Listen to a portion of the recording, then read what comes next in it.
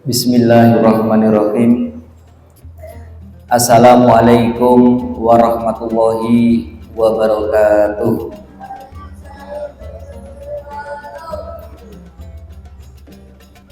Alhamdulillah, alhamdulillahi faddala bani adama bil ilmi wal amali ala jamil alam.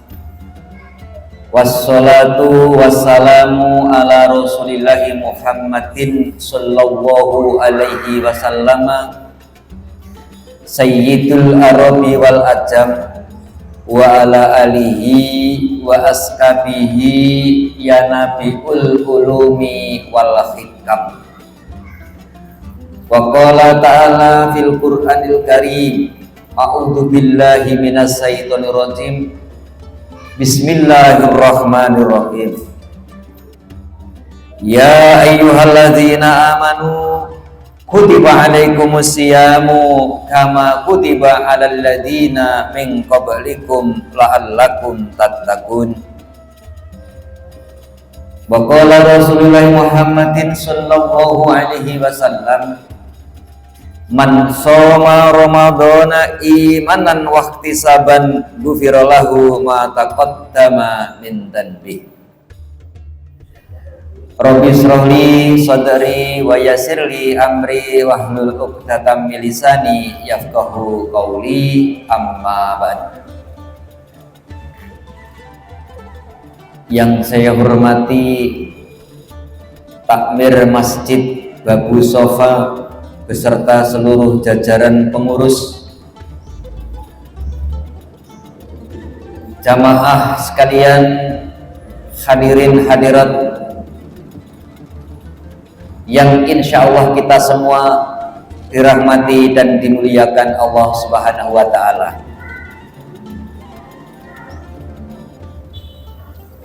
Pada kesempatan yang berbahagia ini, di hari yang keempat, tepatnya tanggal 15 Maret 2024, kita semuanya kaum muslimin sudah memasuki dan menjalankan hari yang keempat di bulan suci Ramadan 1445 Hijriah ini. Kita semuanya sudah terpanggil untuk memenuhi panggilannya menjalankan puasa Ramadan 1 bulan penuh lamanya. Di hari yang keempat ini, alhamdulillah patut kiranya kita sama-sama memanjatkan rasa syukur kehadiratnya dengan mengucapkan hamdalah bersama-sama, alhamdulillahirabbil alamin, bahwa kita semuanya masih diberi kesempatan oleh Allah Subhanahu wa Ta'ala, kesempatan untuk menjalankan perintah-perintahnya, menjauhi segala larangannya. Kaki dan tangan kita masih dapat berjalan, masih dapat dilambaikan tanpa merasakan sakit. Telinga kita masih peka mendengar seruan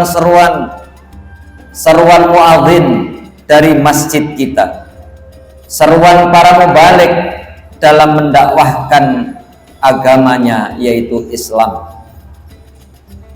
Semua suara itu dapat kita tangkap dari telinga kita dengan jernih tanpa harus menggunakan alat pacu dengar.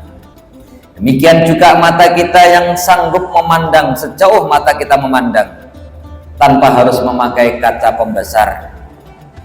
Inilah sebuah nikmat Allah yang tak terhingga yang telah diberikan kepada kita, yang patut kita syukuri bersama.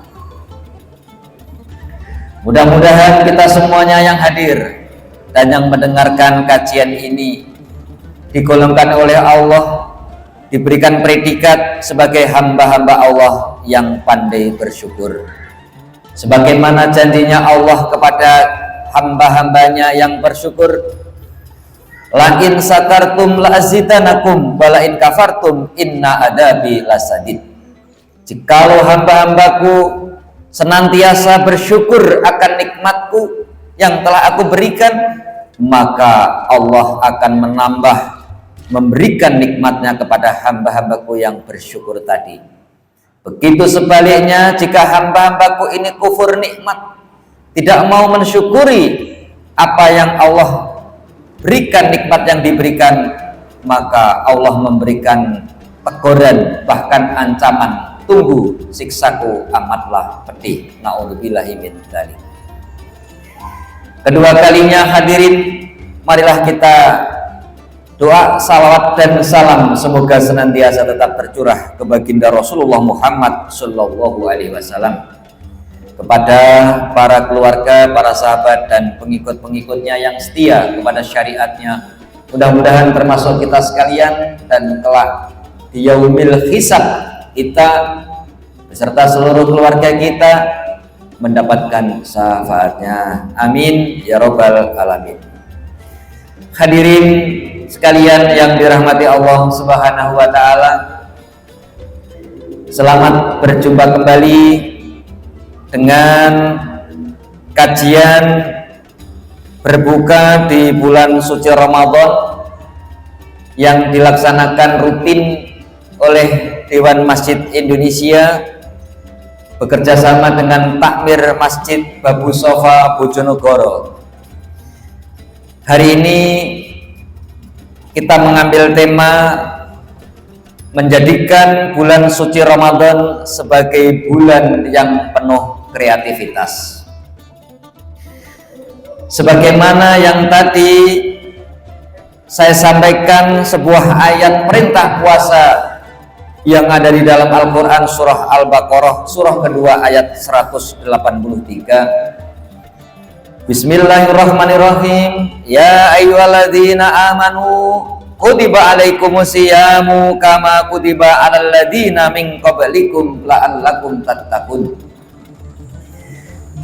Wahai orang-orang yang beriman, diwajibkan atas kamu berpuasa sebagaimana telah diwajibkan atas orang-orang sebelum kamu, agar kamu menjadi hamba yang bertakwa. Di sini kita mendapatkan penghormatan yang setinggi-tingginya dari Allah Subhanahu wa taala. Kita diseru, kita dipanggil dengan sebutan ya ayyuhalladzina amanu, wahai orang-orang yang beriman. Di sini tidak dipanggil dengan sebutan ya ayyuhan nas, wahai orang-orang, tetapi kita dipanggil, ditinggikan derajatnya, wah ya ayyuhalladzina amanu, wahai orang-orang yang beriman. Orang-orang yang beriman adalah orang-orang yang telah dipilih oleh Allah, orang-orang yang akan mendapatkan ketentraman, kebahagiaan, tidak hanya di dunia tetapi juga kebahagiaan di akhirat kelak. Maka orang-orang yang beriman inilah oleh Allah Subhanahu wa taala diperintahkan untuk berpuasa. Kenapa? Karena tidak semua manusia, tidak semua orang sanggup dan mampu menunaikan atau melaksanakan puasa Ramadan. Maka disinilah kita disebut sebagai orang-orang yang beriman, yang diharapkan oleh Allah Subhanahu wa taala kita ini kuat, kita ini mampu menjalankan perintah Allah yang berupa puasa Ramadan selama 1 bulan penuh ini. Dan puasa ini sesungguhnya telah diperintahkan kepada orang-orang sebelum kita semuanya. Apa tujuannya Allah? Allah memiliki visi yang sangat jelas, memiliki tujuan yang sangat jelas ketika kita diperintahkan berpuasa, yaitu la'allakum tattaqun, agar kita semuanya ini menjadi orang-orang yang betul-betul bertakwa. Ma'asyiral muslimin, jamaah sekalian yang dirahmati Allah Subhanahu wa taala. Kita yang sudah mengaku, kita yang sudah berkomitmen menjadi Islam, tentunya kita menjalankan Islam secara kafah, Islam secara menyeluruh. Karena Islam itu dibangun atas 5 perkara.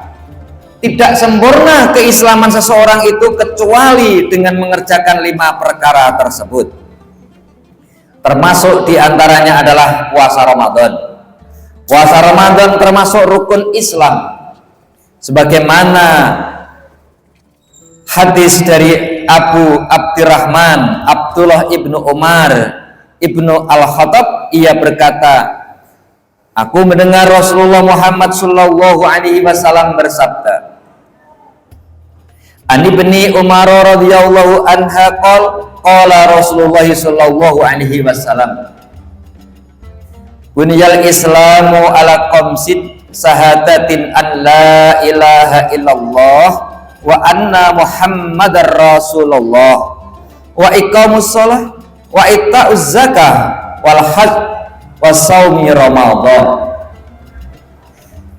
Islam itu dibangun di atas 5 perkara. Syahadat, sebuah persaksian bahwa kita bersaksi bahwa tidak ada ilah, tidak ada Tuhan yang patut disembah kecuali hanya Allah Subhanahu wa ta'ala. Yang kedua adalah Tuhan yang berhak diibadahi dengan benar kecuali beribadah hanya kepada Allah semata. Dan persaksian bahwa Muhammad adalah Rasul atau utusan Allah. Yang ketiga adalah mendirikan salat. Yang keempat membayar zakat, berhaji ke Baitullah, serta berpuasa di bulan Ramadan. 5 prinsip dasar inilah yang menjadi rukun Islam. Maka di sini disebut sebagai perkara. Perkara itu kalau kita lihat dari segi bahasa, dalam kamus bahasa Indonesia itu adalah sesuatu yang harus diselesaikan. Maka Islam ini disebut sebagai rukun Islam 5 perkara. Nah, karena perkara itu harus segera diselesaikan ketika ada kemampuan, maka ketika itu kita abaikan, maka perkara itu akan menjadi beban kita secara terus-menerus. Syahadat, salat, puasa, zakat, haji, ini adalah 5 perkara yang harus kita tunaikan. Syahadat sudah kita ikrarkan semenjak kita dilahirkan di muka bumi ini. Bahkan saking sayangnya orang tua kita, begitu kita lahir dari rahim ibunda kita, ayah kita mengangkat kita yang masih berupa jabang bayi itu, lalu ditiupkannya di telinga kanan kita, ditiupkannya dengan kalimat tauhid, asyhadu an la ilaha illallah wa asyhadu anna Muhammadar Rasulullah. Disitulah kita sudah menjadi bayi mungil yang sudah memiliki iman, walaupun itu masih ditiupkan oleh orang tua kita melalui telinga kita. Salat juga menjadi perkara bagi kita yang sudah balik. Tentu ini sudah merupakan kewajiban untuk mendirikan salat 5 waktu. Bahkan anak-anak kita harus kita ajari, meskipun itu masih kecil, meskipun itu masih balita di bawah 5 tahun, kita ajari seperti halnya bapak ibu yang saat ini membawa putra putrinya salat. Dan itu memang ajaran Rasulullah, kita ajak ke masjid, kita ajari puasa, kita ajari sholat. Nah, ketika nanti usia 7 tahun, kita latih untuk puasa, meskipun itu belum siap sehari penuh, kita latih dengan setengah hari. Demikian juga sholatnya kita latih. Untuk mengikuti sholat ayah bundanya, kita ajak ke masjid untuk sholat berjamaah. Bahkan Nabi memerintahkan ketika sudah umur 9 tahun, 10 tahun, ketika tidak mau melaksanakan sholat, kita harus memukul dengan pukulan kasih sayang. Ini hadirin sekalian, begitu pentingnya rukun Islam yang kelima ini menjadi sebuah perkara. Bapak Ibu hadirin yang berbahagia, kita buktikan bahwa sholat ini menjadi sebuah perkara. Satu contoh, kita ada acara, dan acara itu terjadi kenduri misalnya ba'da maghrib. Kemudian ba'da maghrib hingga waktu sholat isya, adzan berkumandang, undangan atau kenduri kita ini belum terselesaikan, masih belum selesai, kita masih berada di tempat orang yang punya hajat. Maka sholat kita yang biasanya kita ini berjamaah di masjid, begitu mendengar seruan azan, Allahu Akbar, Allahu Akbar, itu ada panggilan isya. Kita dalam hati ini sudah tidak tenang. Kenapa? Oh, ini waktunya sholat isya, saya seharusnya berjamaah, bahkan menjadi imam sholat, tapi saya masih berada di majelis ini. Ini akan menjadi pertentangan. Ya sudah, nanti sepulang dari kenduri ini saya akan melaksanakan sholat isya. Nah hadirin sekalian, kita pernah merasakan seperti itu. Tapi apa dikata, setelah sesampainya di rumah, kemudian di rumah sudah ada tamu dan tamu sudah menunggu kita, sholat isya harus kita tunda lagi. Kita harus menghormati tamu kita dulu, menyapa tamu kita di situ. Waktu terus berlalu, ternyata rasa kantuk ada di dalam diri kita. Kita memiliki pemikiran, wah kalau gitu masih jam 10 sholat isya kan masih bisa dilaksanakan nanti sambil tahajud misalnya.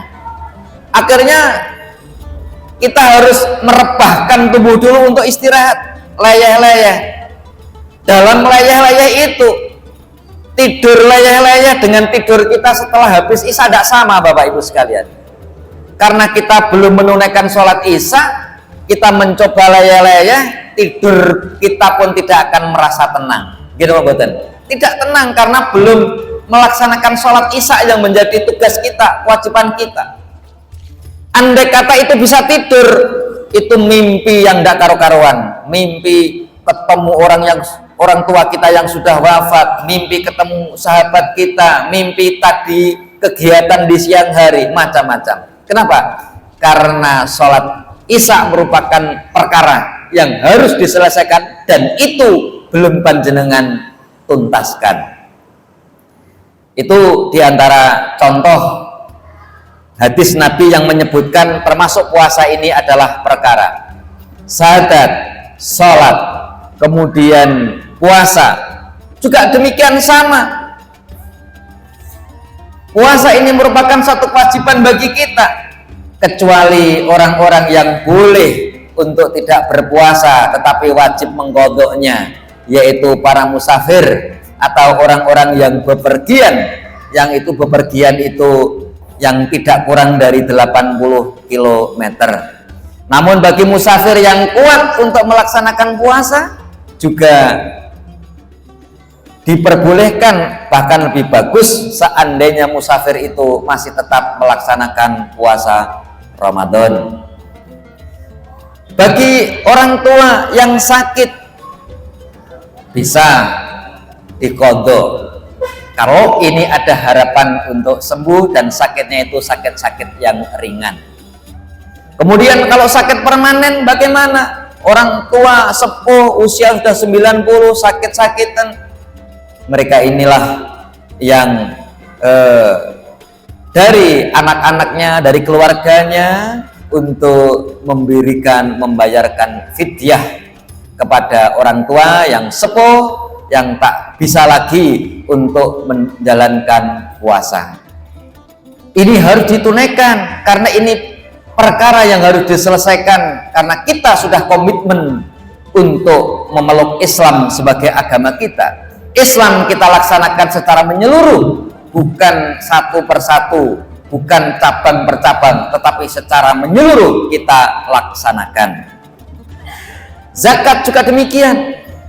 Zakat juga sebuah perkara ketika kita ini sudah mampu menunaikan membayar zakat, maka zakat juga harus kita tunaikan. Kalau tidak kita tunaikan, maka pikiran kita, hati kita tidak tenang karena kita merasa belum menyelesaikan sebuah perkara. Demikian juga haji maupun umroh.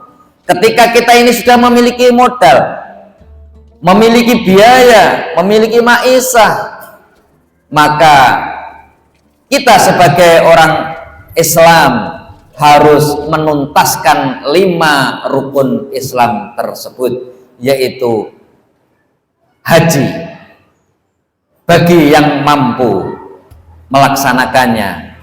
Karena haji itu kan syaratnya kan juga kita semuanya ini mungkin sudah mencukupi persyaratan untuk berangkat haji, Bapak Ibu sekalian. Di antaranya adalah Islam, kemudian balik, kemudian sehat badannya, kemudian sehat fisiknya, kemudian merdeka. Yang keempat ini merdeka, ya, merdeka artinya merdeka itu kita tidak dalam pingitan, kita tidak dalam tahanan, baik itu tahanan rumah maupun tahanan di rumah tahanan, betul. Kita ini orang-orang yang free, orang-orang yang bebas. Dan yang kelima ini adalah mampu. Mampu di sini adalah mampu biayanya, juga mampu badannya atau fisiknya. Meskipun usia sudah tua, 80 tahun, karena ada kemampuan, fisiknya masih sehat, maka bisa seseorang ini berangkat untuk berhaji. Namun sebaliknya masih muda, umur 30 misalnya, tetapi memiliki sakit permanen, sakit gagal ginjal, jantung misalnya, maka seseorang ini tidak lolos, tidak wajib untuk mengikuti ibadah panggilan Allah yang berupa haji karena memiliki penyakit yang permanen. Hadirin sekalian yang berbahagia, selanjutnya poin dari tema kita, puasa harus dilaksanakan penuh dengan khidmat dan banyak kreativitas. Allah Subhanahu wa Ta'ala memberikan kesempatan bagi kita, Bapak Ibu sekalian, 360 hari lamanya dalam 1 tahun itu. Kita disuruh rehat, pencernakan kita ini untuk direhatkan selama 30 hari. Tujuannya apa? Tujuannya adalah perut kita, madaran kita niki selama 360 hari yang digunakan terus menerus mencerna makanan agar beristirahat. Allah menginginkan untuk diistirahatkan, untuk dinormalkan kembali. Ibarat mesin mobil kita di-tune up, didektosinasi, dikuras racun-racun yang ada di dalam pencernakan atau perut kita ini, agar kita ini kembali sehat lagi. Maka kita ini patut bersyukur, Bapak Ibu sekalian, di suasana Ramadan ini kita masih dapat menjalankan ibadah puasa. Karena tidak ada garansi, Bapak Ibu sekalian, tidak ada jaminan apakah Ramadan tahun yang akan datang itu kita masih bisa menjalankan Ramadan seperti tahun ini apa tidak? Belum tentu. Ayo kita buktikan sama-sama. Saya juga membuktikan. Saya akan ambil foto saya, akan selfie di sini. Apakah kira-kira tahun depan itu saya masih bisa bertugas untuk memberikan tausiah seperti ini apa tidak? Tidak ada jaminan. Demikian juga dengan yang mungkin musafir yang saat ini lagi duduk di majelis masjid ini, dengan selfie, dengan simpan. Kira-kira tanyakan pada diri kita, tahun yang akan datang saya masih hidup tidak? Tahun yang akan datang saya masih bisa singgah di Masjid Babu Sofa ini apa tidak? Tidak ada jaminan sama sekali. Oleh karena itu, hadirin yang berbahagia, puasa kali ini anggaplah sebagai puasa yang terakhir. Menganggap itu boleh, menganggap sebagai puasa yang terakhir. Dengan anggapan kita ini hari ini puasa kita yang terakhir, maka kita akan bersungguh-sungguh dalam melaksanakan puasa ini. Sehingga apa? Ketika puasa ini kita laksanakan dengan sebaik-baiknya, sebagaimana yang dijanjikan oleh Rasulullah Shallallahu Alaihi Wasallam, man shoma ramadhana imanan wahtisaban ghufirallahu ma taqaddama min dzanbih. Siapa saja yang melaksanakan puasa Ramadan ini penuh dengan keimanan, hanya berharap pahala dari Allah, maka dosa-dosanya akan diampuni oleh Allah Subhanahu wa taala. Hadis Bukhari Muslim nomor hadis 38 dan nomor 860. Ini mari kita ini mengafirmasi diri kita bahwa puasa kali ini adalah puasa yang terakhir, sehingga kita dapat melaksanakan puasa ini betul-betul dengan sebaik-baiknya. Hadirin jamaah sekalian yang dirahmati Allah Subhanahu wa taala. Memang kadang-kadang ketika kita ini lagi sehat, kita ini lupa bahwa kesehatan dan waktu ini sangat berarti. Waktu puasa 24 jam yang ada satu hari hanya kita gunakan untuk berleha-leha, kita gunakan hanya untuk tidur-tiduran. Ini adalah tidak produktif, bahkan mengurangi dari fadilah dahinu wala taksaru wa antumul a'launa in kuntum mu'minin. Janganlah engkau bermalas-malasan dan jangan pula engkau bersedih hati. Ketahuilah bahwa kamu semuanya ini adalah orang-orang yang dimuliakan Allah, orang-orang yang ditinggikan derajatnya. Subhanallah, hadirin sekalian, insya Allah kita ini tergolong orang-orang yang tidak bermalas-malasan, sebagaimana yang disindir oleh Allah di dalam Al-Imran ayat 139. Jangan engkau bermalas-malasan. Ini sudah jam 5, ini saatnya datang di majelis taklim untuk mendengarkan kajian-kajian Islam. Panjenengan berjalan bersama anak, bersama cucu, datang di majelis di masjid ini. Ini berarti pertanda bahwa ayah, bunda, bapak, ibu adalah memiliki iman yang sehat. Karena iman yang sehat tadi dikategorikan orang itu tidak mudah bermalas-malasan, juga tidak bersakit hati, tidak gampang sakit hati. Wala tahinu wala takzan. Wala takzan itu tidak mudah sakit hati. Kenapa? Karena kita memiliki iman yang ada di dalam dada sini. Dengan iman itulah Allah akan memudahkan langkah kita. Langkah yang berat itu menjadi gampang, yang susah menjadi mudah, dimudahkan oleh Allah Subhanahu wa taala. Hadirin yang berbahagia, Rasulullah ngendikan nikmatani makbunu fihima katsirun minan nasi khatu wal faragh. Begitu Rasulullah menyindir. Ada dua nikmat yang sering manusia itu lalai, yang sering manusia itu lupakan. Apa itu? Yaitu nikmat sehat dan nikmat waktu luang. Subhanallah, tepat sekali ayah, bunda, bapak, ibu, hadirin sekalian. Dua nikmat ini yang sering kita lalai, yang sering kita abai, yaitu kesehatan dan waktu luang. Ini hadis sahih, hadis riwayat Bukhari. Betapa banyak waktu luang yang Allah siapkan pada kita. Kita abai. Padahal kajian Al-Islam kami hanya diberi waktu 40 menit. nanti dilanjutkan dengan buka puasa, dilanjutkan dengan maghrib, mungkin hanya 20 menit, jadi hanya 1 jam. Hanya 1 jam, dimulai jam 5 hingga jam 6.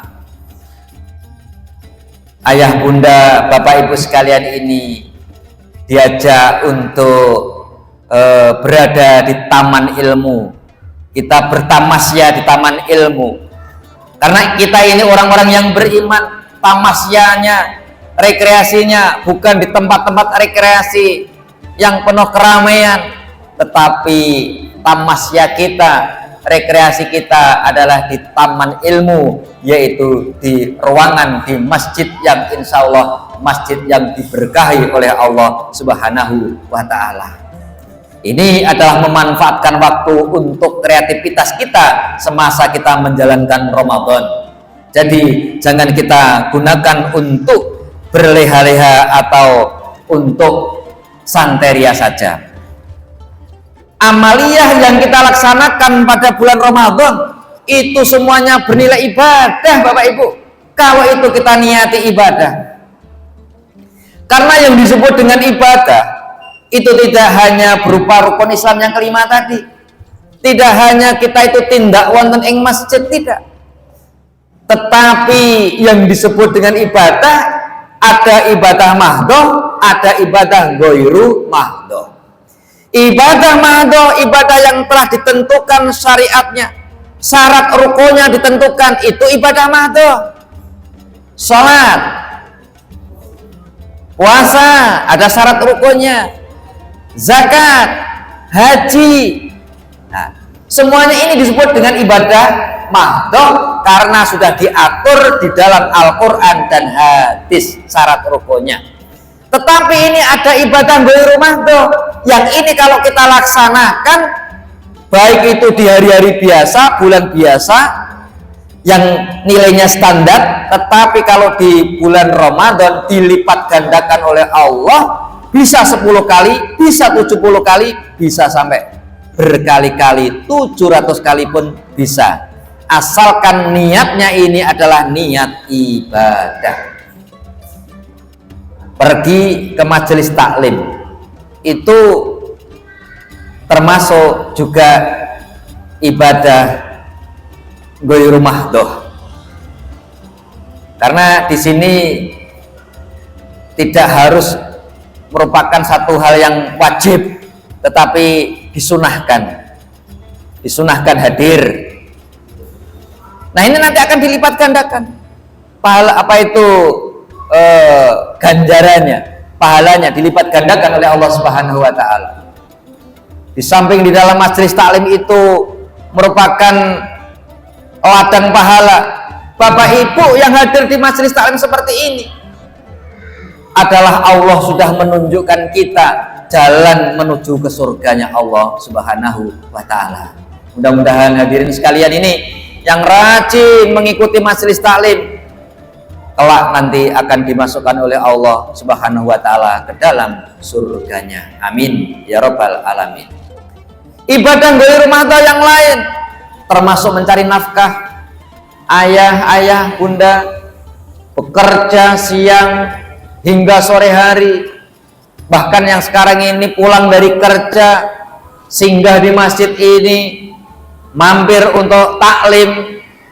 Ini kalau niatnya baik, tentunya Allah akan melipat gandakan pahala yang panjenengan terima nanti, mendapatkan tambahan ilmu, memperkuat tebalnya iman yang ada di dalam dada, juga berpahala karena ini melaksanakan taklim, karena ini melaksanakan tugas sebagai orang tua mencari nafkah.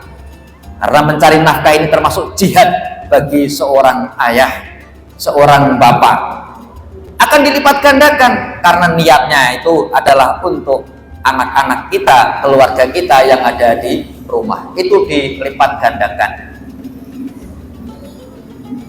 Hadirin yang berbahagia, orang-orang mukmin di bulan Ramadan ini rezekinya ditambah oleh Allah Subhanahu wa Ta'ala. Maka dari itu di bulan Ramadan ini marilah kita jadikan hari-hari kita ini hari-hari yang produktif, hari-hari yang menghasilkan pahala, juga menghasilkan uang. Ini prinsip Islam itu seperti itu. Allah mencintai orang-orang yang sehat. Allah mencintai orang-orang yang senantiasa melaksanakan pekerjaan yang ini selesai, kemudian beralih ke pekerjaan yang lain, diselesaikan secara sungguh-sungguh. Janganlah karena puasa kita ini bermalas-malasan. Karena bulan Ramadan ini sudah dijanjikan oleh Allah sebagai bulan rezekinya orang-orang mukmin. Kita tidak boleh berleha-leha, kita tidak boleh bermalas-malasan. Mari kita tingkatkan produktivitas kita, termasuk di dalamnya adalah melaksanakan amalan-amalan kebaikan dan amal-amal soleh. Bapak Ibu hadirin yang berbahagia, ada sebuah ayat Al-Quran yang mengingatkan kepada kita semuanya ini untuk bergiat bagaimana memperoleh kebahagiaan di akhirat, namun juga bagaimana kita ini memperoleh bagian kita di dunia ini. Allah Subhanahu wa ta'ala menyampaikan teologis dalam Al-Quran surah ke-28 ayat ke-77. Mari kita lihat yang punya aplikasi di ponselnya. A'udzubillahi minasyaitonirrajim. Bismillahirrahmanirrahim. Wabtaghi fima atakallahu daral akhirah wala tansa nasibaka minad dunya wa aksin kama aksanallahu ilaik wala tabgil fasada fil ard innallaha la yuhibbul mufsidin.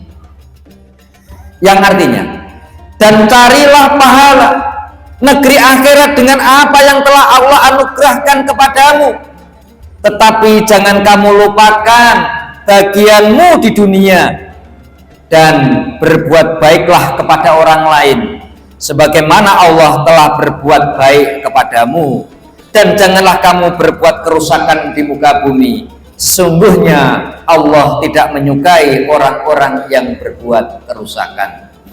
Dari ayat inilah hadirin sekalian, ada setidaknya 2 perintah dan 2 larangan. Perintah yang pertama adalah kita ini untuk oleh Allah dikejar semampu kita untuk memperoleh kebahagiaan di akhirat kelak.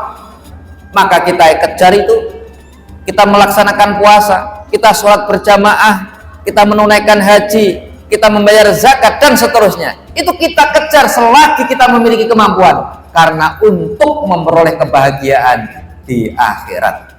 Kemudian larangannya apa? Larangannya adalah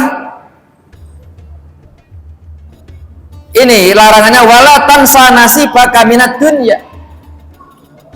Seliramu kabeh wis nggodak akhirat, juga mengejar itu akhirat, tapi wala tansa nasibaka minad dunya, ananging ojo lali karo bagianmu ana ing donya iki. Jadi Bapak Ibu juga berhak bahagia, juga berhak menikmati fasilitas yang Allah berikan. Meskipun panjenengan itu mengejar akhirat, yo tidak boleh lupa kalau memang ini diperlukan suatu ketika kita kita rekreasi, boleh.